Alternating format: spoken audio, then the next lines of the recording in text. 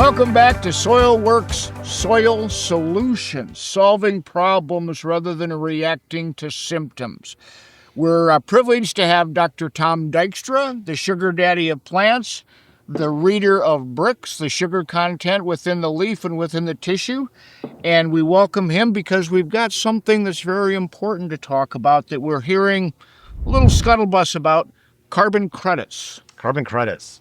Have you been involved in any of those talks? Have I been involved in talks? No, I have not been involved in any talks. Perfect. Let's drag him in on this one. Let's do it. Just so we're all on the same page, they're talking about the companies that are emitting a lot of CO2 Yes. to pay money to farmers that possibly capture and sequester the CO2, and there's carbon credits that they're talking about.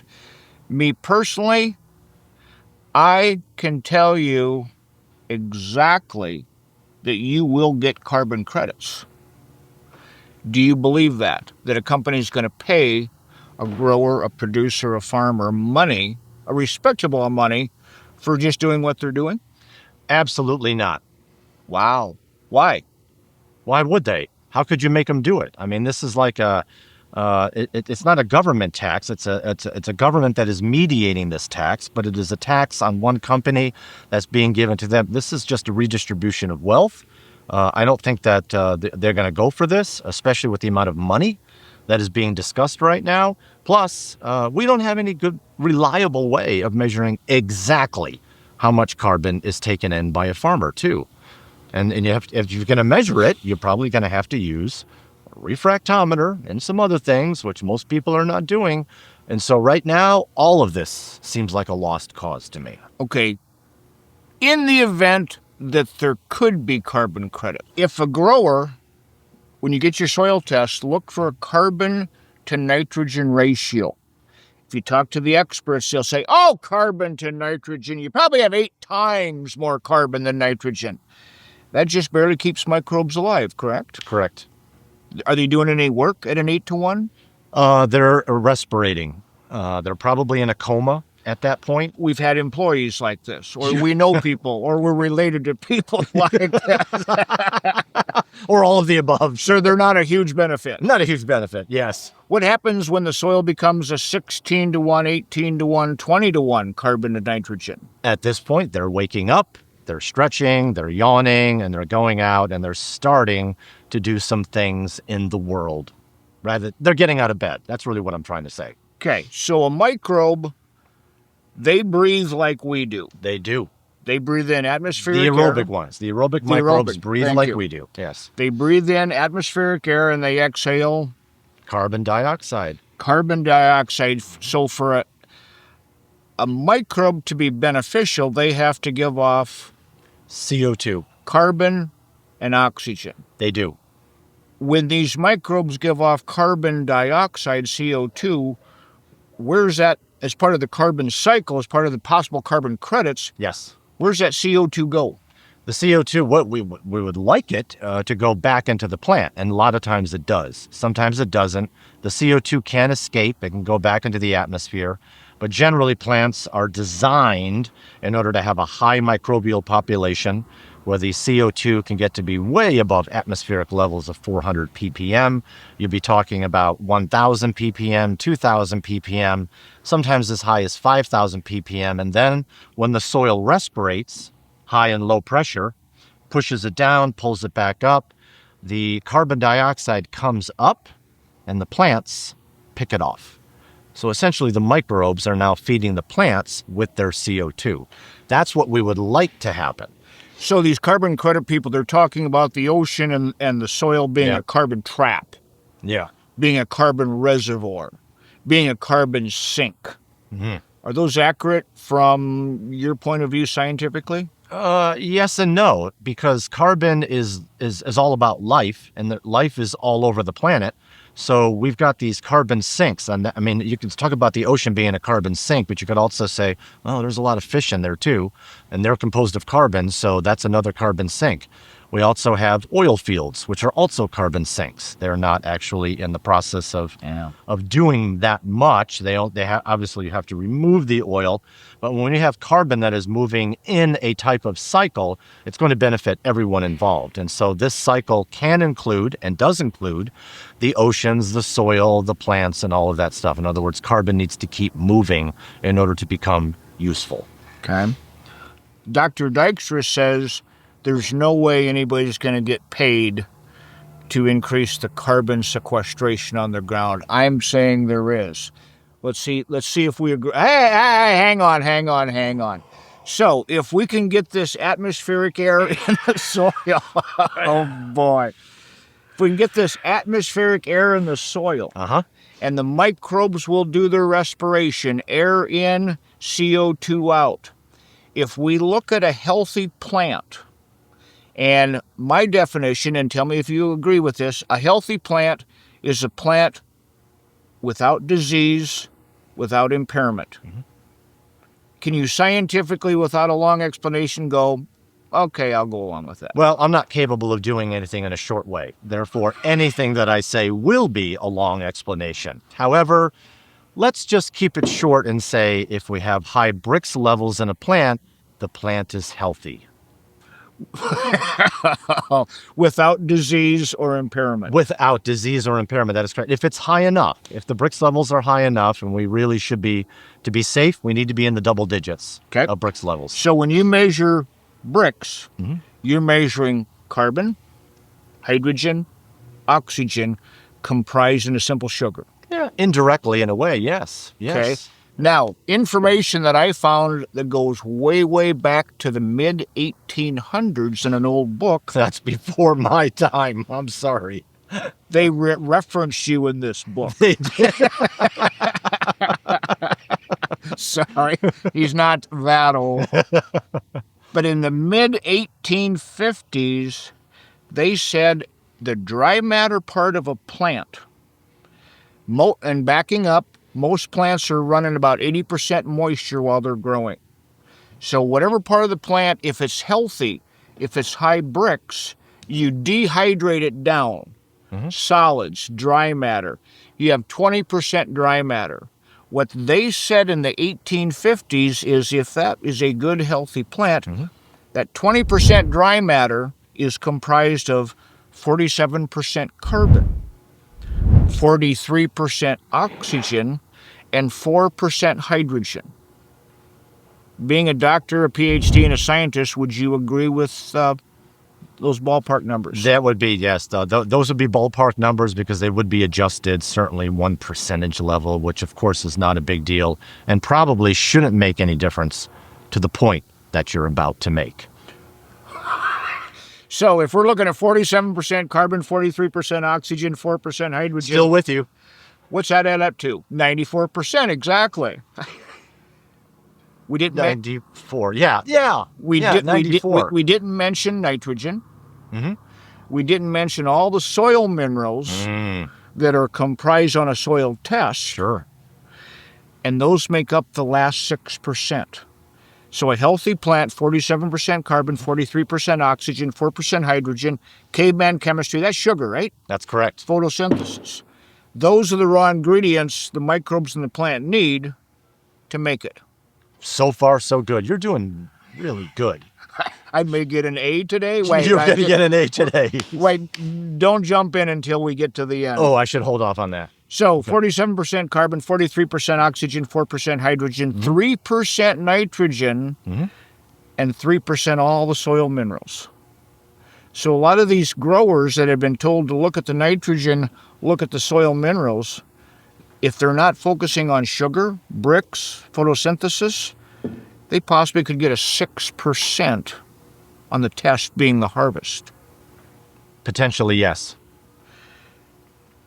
Going back to carbon credits, if the atmosphere and the air can get into the soil, the plant has, and the plant has to have available calcium and available phosphorus.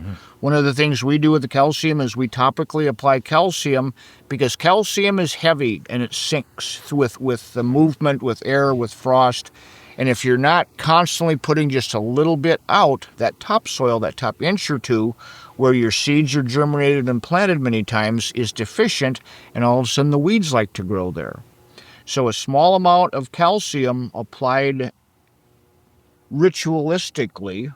Wow. That is a really big word for you. On whatever level it needs, whether you're no-till, whether you're full-till, that soil needs to have a little bit of calcium.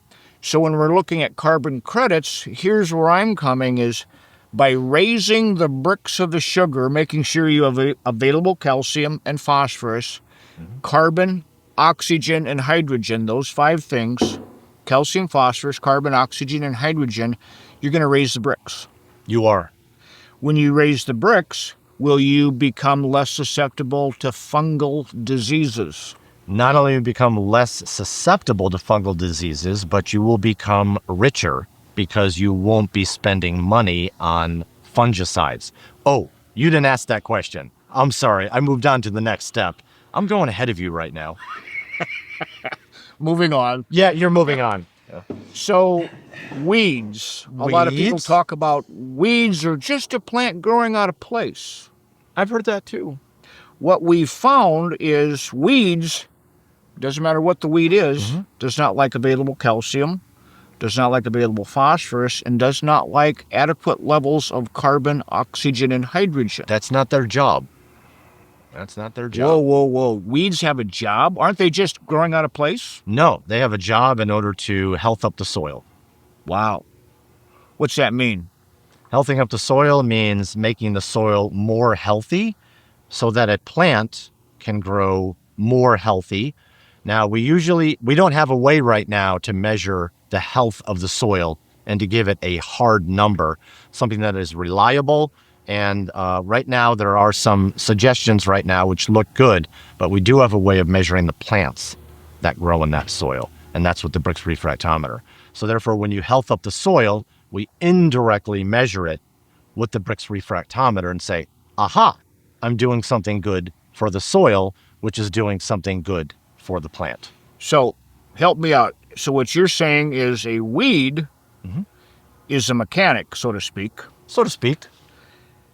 living and growing in an environment that the upper level, in my terms, the upper level food plant doesn't appreciate. That's correct.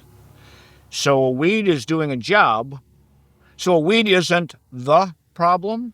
No, it's actually part of the solution, because if you allow a weed to take care of what it needs to take care of, you will have healthier soil the following season. And you could even go so far as to measure the size of the weed. So if you've got a big, healthy, strong weed that's very, very tall, it's more conducive for that weed. Therefore, you probably are going to have some difficulty raising crops on it. If you have a sickly, low-growing weed that might have the capability of becoming 4 or 5 feet or higher, but it's only coming in at 12 inches, that's a sign that we are getting to the point where the crop plants will be more amenable to the soil. So it's a trade-off. It's a trade-off because the weeds and the crop plants don't grow equally well at the same time in the same soil. It's going to be an either-or situation. One goes up, the other one goes down, and vice versa. Your colleagues in academia, would they agree with that? They would not agree with that. Thank you for bringing that up. And would you be willing to go toe-to-toe with them and prove them that you're right? Sure. Okay. Sure. Oh, this is going to get fun. Yeah. So, back to the carbon credit. If the sugar content goes above a certain content in the plant, Yes. let's just say 10, 11 BRIX, Okay. is herbicide going to be needed? An herbicide will not be needed at that level. No. Okay. Would that be a carbon credit, possibly? Money savings? I'm going to win this argument. This could be a long video. Can they sequester? We're going to be sequestering carbon better. Therefore, the weeds are not going to be as amenable. You can still get some weeds, certainly at 10 BRIX. They can grow, but they're just not going to grow well. Are they going to pull in more carbon? Yes, because the crop plant is going to be a higher BRIX. And so there is that trade-off, though, that I just mentioned. You can have the weeds doing the problem of pulling in the carbon dioxide, or you could have the crop plant doing the job of pulling in the carbon dioxide. Both of them are doing the same thing. They've got a job to do. But obviously, we as farmers want the crop plant to be pulling it in. And the crop plant is only going to get the edge in this tug of war until it gets a nice high BRIX. And 12 BRIX is pretty good. Okay, so if we get above 10 BRIX, 11 BRIX, let's just say you can't forget about herbicide, but you may not need as much. You certainly will not need as much if you want to go that route. Yes. You won't need as many applications. You will need less applications if you want to go that route. And you will see smaller weeds. They may still be there. Yes. But they'll be a smaller problem. Smaller and more sickly looking. Palmer amaranth, out of control in a lot of states. Why? Did you just throw a big word at me right now? I just read it this morning. Did you? Well, we have growers that say this Palmer amaranth is just out of control. Or chemical resistant weeds. The reason why anything is out of control is because we have now set up the system to be conducive to the growth of that particular plant. We would like it to be a crop plant, but oftentimes we're setting ourselves up in order to raise better, more efficient, and healthier weeds. We don't make any money on that, but that's what we're doing right now. And therefore we see these weeds and we think, aha, this is a problem. That is correct. The problem they think is that we need to get rid of the weeds, when in fact the weeds are doing what they can in order to health up the soil. They're there for a reason, then they disappear. This is what dandelions do. Dandelions appear. When the dandelions appear on my property in Florida, they're there for a reason. Their job is to pull up calcium from a good depth, to spread it out over the surface, and then they usually disappear by the next season. They're a seasonal thing. Once the dandelion dies and spreads it all out, the dandelion is no longer useful, and we don't see any more dandelions. And so I'm just using one example rather than, but it applies to any weed, including some of the big words that Mr. Rabenberg is throwing out right now. Yeah, buddy. Yeah, love you too. When academia says a weed is just a plant growing out of place, you strongly disagree. Well, yeah, I mean, they'd have to, because that means I've got a lot of pecan trees in Florida that are weeds. Okay. They're spread. We get pecan trees coming out of places that we don't want them coming out of. But would anyone say that it's a weed? I think some people would, because it's growing out of place right now. But for people who love pecans, and I'm sure there are many viewers right now who love them, my wife included, love you. Then let's keep it business here. Keep it business. Okay, we're going back to business right now. Yes, aloha. There's going to be some Hawaiian shirt jokes now coming. I can see this coming, yes. And so, yeah, pecan trees obviously have great benefit in our area. We're obviously raising pecans, but they're still out of place. So, yes, according to that definition, some people would argue with me, but the pecan tree is there also for a reason. It is going to health up the soil wherever it is. Not many of our viewers are probably having pecan trees growing out in their yard. So there's a point that you're trying to make right now. Can we focus up here just a little bit? Oh, I see. We're coming up to South Dakota now. Let's talk about Midwest. Let's talk about West Coast. Let's talk about East Coast. Let's talk about other countries. Wow. So when a weed is growing, it's trying to fix something. It is. It could possibly be too low of surface tension in sand, the weeds grow. It could be too high of surface tension in high clay.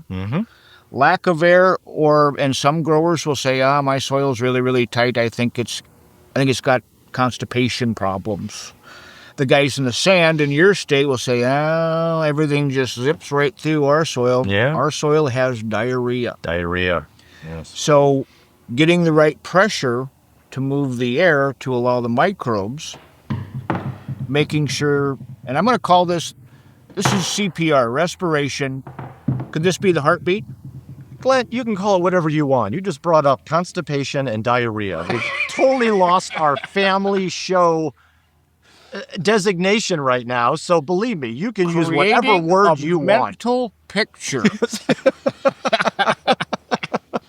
Would this be the heartbeat of the soil? That would be the heartbeat. That would be a good analysis of that. And this would be the evaluation of the culmination Yeah.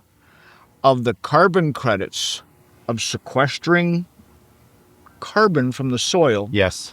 allowing the microbes to turn it into plant food, Yes. and being able to sell a higher BRIX, higher sugar, higher nutrition, healthier, more flavorful, better shelf life crop that they possibly can make more money on. Absolutely true. Another carbon credit. Absolutely true. I think you just won the argument right there. No, but I'm with you. I don't see where companies are going to pay us as growers. Not willingly. No. Yeah. No, they're going to fight and kick and scream all the way to their checkbook. Yes. But we can. Would you agree that we can, or growers can? I'm a grower. We're all growers.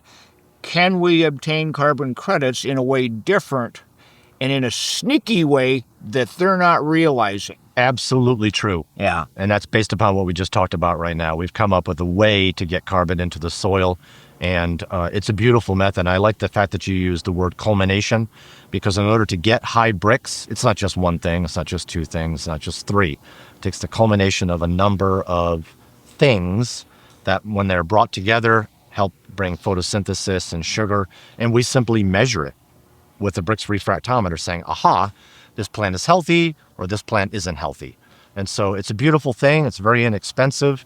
And it's also about saving farmers money and protecting them from the carbon credits. But we actually want them to get these carbon credits, because you just changed the conversation. Very astute of you. Play on words. I liked it. I didn't know where you were going at the beginning, but I'm liking it right now. I'm Glen with Soil Works. This is Thomas Dykstra. If they'd like to find more information on BRIX, how can they? If you want to find more information on BRIX, I've got a video online. There are actually two videos online where I talk about that with in regards to the citrus. So get on YouTube, search for Thomas Dykstra. You'll find the videos. Enjoy. Appreciate you watching. I hope you look forward and wait for our next video, because we do have more. Thanks for being here.